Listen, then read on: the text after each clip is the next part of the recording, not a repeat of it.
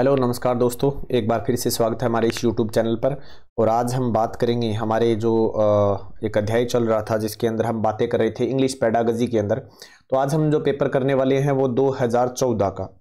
और पीएसटेट में अगर एक बात देखी जाए, जहां तक मैंने 2021 से आपको ये पेपर सॉल्यूशन करवाने की शुरुआत की थी, अगर उसमें से देखा जाए तो बहुत से प्रश्न इसमें ऐसे मिले हैं जो आपके 2023 में, वो अलग बात है कि वो कैंसिल हो गया, लेकिन बहुत से मिलते हैं, बहुत ज़्यादा मिल रहे हैं। तो बेहतर यही रहेगा आप बजाय ज़्यादा पढ़ने की इन पेपरों का जो सॉल्यूशन है वो ज़रूर देख लें एक बार इन वीडियोज़ के अंदर। और लास्ट में हम एक वीडियो ऐसी भी लेके आएंगे जो बार बार दोहराए गए हैं, जहां से प्रश्न बने हैं, वो भी मैं आपको एक वीडियो में डालूंगा ताकि आप वो देख लें। तो चलिए शुरुआत करते हैं आज के इस पेपर की, और जो आएंगे वो आप देखते रहे इस वीडियो में। मैं बात बताऊंगा कौन कौन से रिपीट हो रही हैं बार बार, जहां से प्रश्न पक्का ही बना है 100% हर बार। तो देखो, पहला प्रश्न क्या पूछा इन्होंने कि करेक्ट सीक्वेंस पूछा है एरर एनालाइज का। तो ये तो खैर ज्यादा वो मुश्किल है नहीं प्रश्न। यहां पर लगातार 1 2 3 और 4, फिर 5वां आ जाएगा। यहां पर ये चौथा रहा और ये 5वां रहा। क्या कि मान लो आपको किसी की गलतियों को एनालाइज करना है कि बच्चे कहां कहां गलतियां कर रहे हैं, फिर उसका एनालाइज करना है। तो वो उसका किस तरह से आप किस सीक्वेंस में उसका एनालाइज करेंगे, ये बात यहां पर इस प्रश्न में पूछी गई है। तो दोस्तों सबसे पहली बात तो ये है कि आपको काम का क्या करना है। सबसे पहले कलेक्ट करने हैं सैंपल्स। यही बात है, हम कोई चीज है उसको पहले इकट्ठा ही तो करेंगे, उसके बाद क्या करेंगे, उन चीजों को आप इकट्ठा कर लोगे, फिर क्या करोगे, आइडेंटिफाई करोगे एरर को।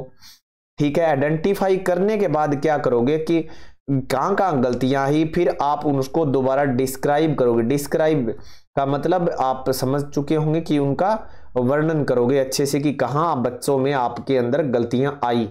ठीक है, हो सकता है आप स्टूडेंट को भी बता दें ये बात कि बेटे यहां पर आपकी ये गलतियां आई हैं। मान लीजिए कलेक्ट सैंपल का मतलब क्या हो गया, यहां पर आपने टेस्ट लिया, टेस्ट लेने के बाद आपने उस टेस्ट को चेक किया तो उसमें गलतियां निकाली। गलतियां निकालने के बाद उन्हीं गलतियों को आप बच्चों को बताओगे, बच्चों को बताओगे एक्सप्लेनिंग, यानी ये देखो उसके बाद क्या आ गया, एक्सप्लेनिंग द एरर। ठीक है ना। और फिर क्या करोगे, सब चीजें एक्सप्लेन करने के बाद आप क्या करोगे, उनकी जांच पड़ताल करके बढ़िया सी और करेक्टिंग द एरर, उन चीजों को ठीक करवाओगे। तो पहले अगर पहली बात ये 2-3 बातें ही पता चल जाती हैं तो भी आपका ये आसानी से हो सकता था। ठीक है, क्योंकि किसी में ही देखो ना तो 1 और 2 इसमें है, ना ही 1 और 2 इसमें है लगातार, और ना ही पहला और दूसरा इसमें है। तो यहां पर ही था, बाकी आपको आगे पढ़ने की जरूरत ही नहीं थी। आफ्टर दैट अगर हम बात करें नेक्स्ट क्वेश्चन की, क्वेश्चन नंबर 77 क्या कहता है वो देखिए। 77 नंबर क्वेश्चन कहता है the syllabus the teaching and testing material and classroom teaching, यानी जो सिलेबस है टीचिंग एंड टेस्टिंग मटेरियल्स का and the classroom teaching are all plan carefully, यानी ध्यानपूर्वक इन चीजों को क्या किया जाता है, प्लान किया जाता है। The basis of the frequency of counts of words, यानी कहने का अभिप्राय शब्दों को भी ध्यान में रखा जाता है कि एक किताब में कितने देने। क्योंकि आपने देखा होगा जब 11 महीने का बच्चा होता है तो वो ज्यादा से ज्यादा एक ही शब्द बोल सकता है, 13 महीने का 2 शब्द के वो बोलना शुरू करता है। तो यही कारण है कि एक बच्चे को वो कितनी 5 साल का होगा तो कितने शब्दों की किताब याद कर सकता है वो। तो उसी के आधार पर, उनके स्ट्रक्चर के आधार पर चीजों को प्लान तैयार किया जाता है। यूजिंग द प्रिंसिपल ऑफ, कौन सा उसके अंदर है, सिलेक्शन ग्रेडेशंस का, उसमें प्रिंसिपल का, सिद्धांत का यहां पर यूज किया जाता है और फिर उस चीज को शो किया जाता है, प्रेजेंट किया जाता है सिस्टमैटिक मैनर से। यह स्टेटमेंट किस चीज से लागू होती है, होल्ड्स ट्रू फॉर, यहां पर स्ट्रक्चरल अप्रोच से होगी, क्योंकि ग्रामर ट्रांसलेशन मेथड का तो यहां पर वो पढ़ाने की विधि आ गई। ठीक है ना, ऑडियो लिंगुअल मेथड आप बिल्कुल इजी सही है, और बायोलिंगुअल मेथड भी, दोनों भाषाओं के आधार पर। आफ्टर दैट अगर हम बात करें 78 नंबर क्वेश्चन की, the S Q 3R, 3R का मतलब 3 R होंगे, यानी ये आप ऐसे भी लिखा हुआ कभी आ सकता है, 1R 2R 3R, इस तरह से भी आ सकता है। यानी एस का मतलब क्या होता है, सर्वे होता है, क्यू का मतलब होता है क्वेश्चन, और आर का मतलब यहां पर देख सकते हो रीड, और अगली रीड। रिसाइट का मतलब देखो, पहले सर्वे करो, फिर प्रश्न पूछो, फिर पढ़ो। रिसाइट का मतलब होता है सुनाओ, और फिर रिव्यू करो। तो यहां पर तीसरे आर का मतलब क्या हो जाएगा, रिव्यू हो जाएगा। ठीक है ना। इससे जुड़े हुए जो वैज्ञानिक है इन नियम से, एक तो रॉबिन्सन नाम भी ध्यान रख लेना, रॉबिन्सन नाम, कभी आ जाए, हो सकता है आने वाले पेपर में इससे रिलेटेड इस आदमी का ही नाम दे दे यहाँ पर, रॉबिन्सन, ठीक है ना, ये इसके बीच में नया और है, रॉबिन्सन है, ऐसा कुछ नाम है इनका, ठीक है। आफ्टर दैट अगर हम बात करें 79 नंबर क्वेश्चन की, 79 नंबर क्वेश्चन क्या कहता है, क्या कहता है, in the teaching of English, जब इंग्लिश की पढ़ाने की बारी आती है, a process of teaching language through content area subject matter is known as, यानी ये प्रोसेस ऑफ टीचिंग लैंग्वेज, एक जो प्रोसेस होती है, एक जो प्रक्रिया होती है लैंग्वेज को पढ़ाने की, थ्रू किसके माध्यम से, कंटेंट एरिया सब्जेक्ट मैटर, यानी जो विषय वस्तु होती है उसके जो कंटेंट, जो भी क्षेत्र होता है उसका, वो किस नाम से जानी जाती है, तो वो जानी जाती है content based English language teaching. तो देखो नाम ही कंटेंट ही आ गया ना इसमें, इनमें भी ऐसा कुछ नहीं है, इसमें भी नहीं है और इसमें भी नहीं है, कंटेंट दे रखा है तो content based English language teaching होगा। आफ्टर दैट अगर हम बात करें 80 नंबर क्वेश्चन की, an expression of the meaning of a word, यानी एक भाव, एक्सप्रेशन किसका, अर्थ का, किस एक शब्द का हो, चाहे वो फ्रेज भी हो सकता है, यूजिंग अदर वर्ड, मान लो आप कई बार बताते हो ना, जैसे अनेक शब्दों का एक शब्द, आप ऐसे हो सकता है पेपर में अनेक शब्द दे और फिर एक शब्द पूछ ले, या एक शब्द दे अनेक शब्द पूछ ले, तो आप फ्रेज में भी उत्तर देते हो और एक शब्द में भी देते हो, यानी सेम मीनिंग बताते हो, तो उसको क्या कहते हैं, क्योंकि अगर एक इतना लंबा चौड़ा आपने बता दिया, जैसे मान लीजिए एप्पल का पूछ लिया, मीनिंग क्या है, एक प्रकार का फल होता है, ये इतनी लंबी बात लिखनी है, तो वो फिर ये तो है नहीं, वो एक शब्द रहा, तो उसको फ्रेज भी बोलेंगे, और वो फ्रेज कौन सा होगा, पैराफ्रेज, पैराफ्रेज, ठीक है, आपको इस तरह से बोलना है।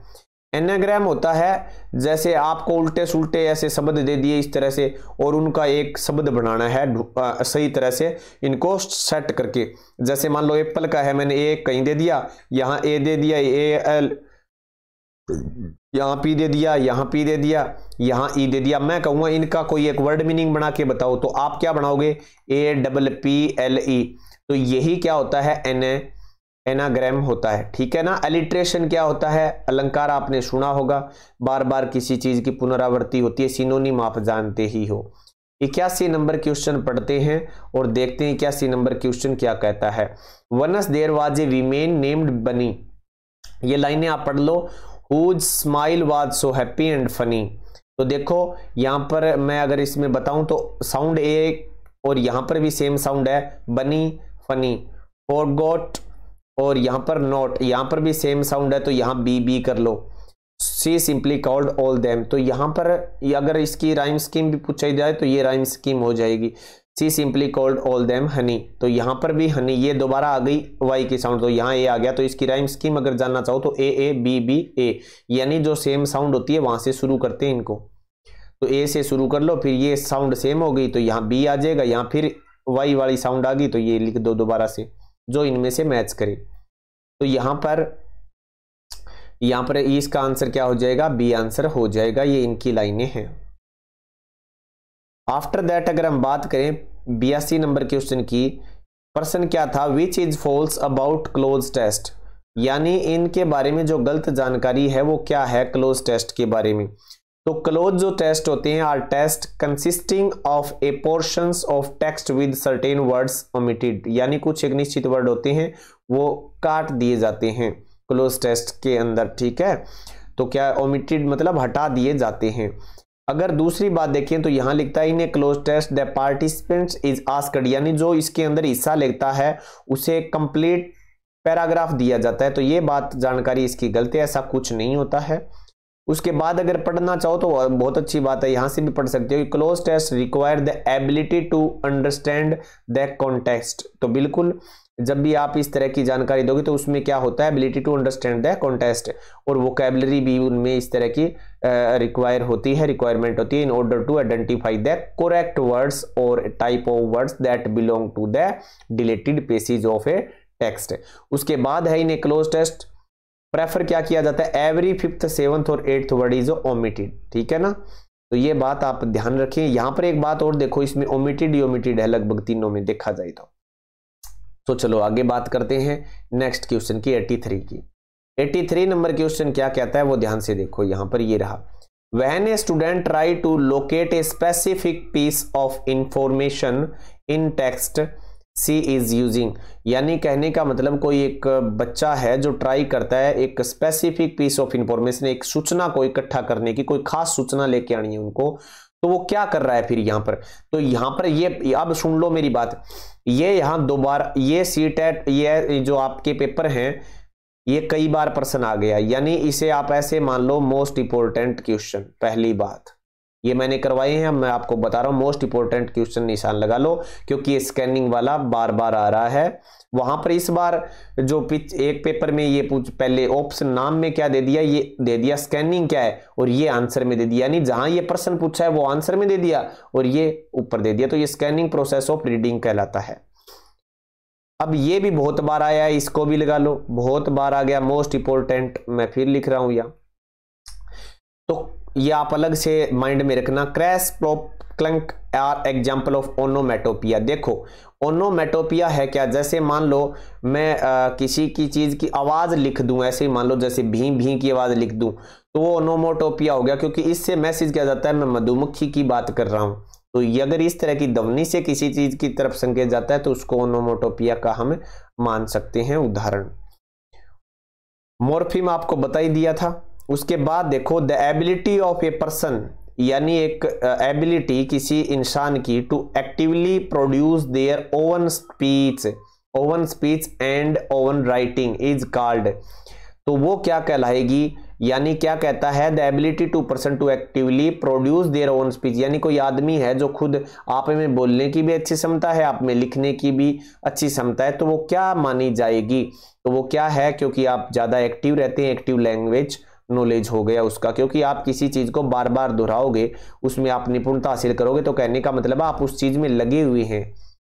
If we talk about 86 number question that is in front of you, mental pictures or impressions created by mental picture or impression created by or accompanying words or sentence is known as, तो देखो कोई आपको कहा जाए कि आप सोचो कोई माइंड में ऐसी पिक्चर सोचो, या कह दिया जाए कोई ऐसा शब्द बनाओ उस पिक्चर को सोच के, या कुछ भी मान लो इस तरह से कोई वाक्य बनाना है, मैंने कोई पिक्चर आपको सोचनी है फिर उसके ऊपर वाक्य वगैरह वगैरह ऐसे बनाना, तो वो क्या है इमेजिनेशन ही है ना। इमेजिनेशन से क्या पता चल गया कि वो ये आंसर होने वाला है। पार्ट ऑफ स्पीच तो ग्रामर का हिसाब जानते हुए होने वाला है, फिगर ऑफ स्पीच ही जानते हो, ठीक है ना। एनालॉग्स भी आप पहचानते होंगे, ये बिल्कुल इजी से थे, अलग से थे। After that, if we talk about 87 number question that is in front of you, question is a language program designed to prepare international student, यानी एक लैंग्वेज प्रोग्राम जो डिजाइन किया जाता है वो क्यों किया जाता है, टू प्रिपेयर इंटरनेशनल स्टूडेंट, यानी आप बाहर देश में जा रहे हो, अंग्रेजी आप पढ़ते हो ना, आईलेट्स करते हैं आजकल बच्चे, other student needing language instruction to take their regular academic courses at a university is known as, तो यही बात है इंटेंसिव लैंग्वेज प्रोग्राम, क्योंकि इंटेंसिव ही तो होता है ना, हर चीज का इंटेंस नहीं तो है इस चीज को सिखाने का कोई ना कोई। उसके बाद है यहां देखो सिर्फ रीडिंग और यहां पर लैंग्वेज का फर्क है, तो लैंग्वेज है तो लैंग्वेज ही आएगा इसमें, यहां था बाकी तो देखो ये है ही नहीं कोई। After that a method of foreign और सेकंड लैंग्वेज, यानी एक भाषा को फॉरेन लैंग्वेज को पढ़ाने के लिए, या कह सकते हैं सेकंड लैंग्वेज को पढ़ाने के लिए, जो एम्फसाइज करता है that teaching of speaking and listening before reading and writing, ठीक है।